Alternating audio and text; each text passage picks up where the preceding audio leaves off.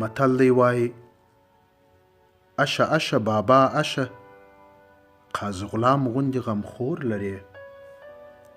قاضي غلام محمد چې په قاضي غلام سره شهرت لري، په کندهار کې یو ډېر عادل شخصیت تیر سوی دی.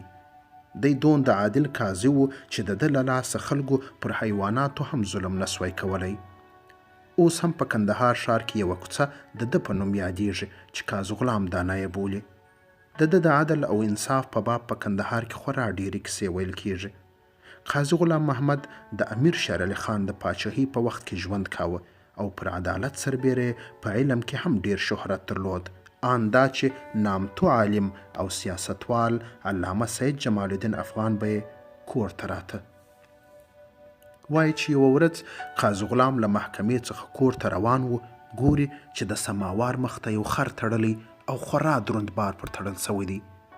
د قاضي غلام زړه پر خره وسوځېد او پوښتنه یې وکړه چې دا خر د چا دی؟ یو چا ورته وویل چې خاوند یې په سماوار کې ناست دی. قاضي غلام د خره خاوند راوغوښت او ورته ویې ویل چې ولې ظالمه، خپله په سماوار کې آرام ناست یې او خر بیچاره دې دومره په تکلیف کړی دی. که وایې چې د بار لپاره وي دا هم سمه خبره ده، اوس خو دې خر بې ضرورته په تکلیف کړی دی. د خره خاوند بې جوابه پاته سو او سترګې یې کښته واچولې. قاضي غلام پولیسو ته وویل چې دی ونیسئ، د خره بار پر واچوئ او خره ته شپشتې ور واچوئ. کله چې خر موړ سو نو بیا له سړي څخه بار لرې کړئ.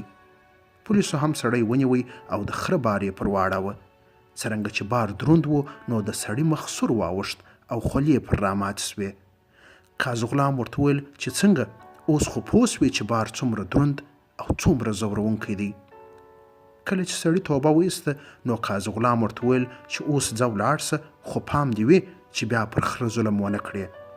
په خلکو کې اوازه ګډه سوه چې قاضي غلام یوه سړي ته له خره سره د ظلم په وجه داسې سزا ورکړه.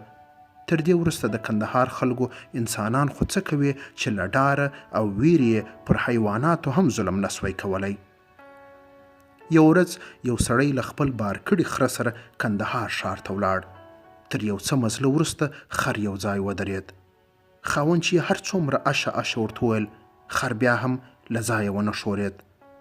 سړي له ډاره خر په لښته نسوی وهلی، ویل داسې نه وي چې پولیس مې وویني او قاضي غلام را خبر کړي. آخر یې په کنایه او لغاز خره ته وویل اشه اشه بابا اشه، قاضي غلام غوندي غمخور لري. یادونه: دا متل په کندهار او جنوبي پښتونخوا کې ډیر ویل کیږي. کله چې یو څوک له کومې ستونزې سره مخ سي او مقابل لوري یې په ظاهره کمزوري خو د پردې تر شا د کومې غښتلې قبیلې، شخص یا حکومت ملاتړ ولري، نو خلک د خپلې ناوسۍ ښوولو لپاره دا متل تیروي.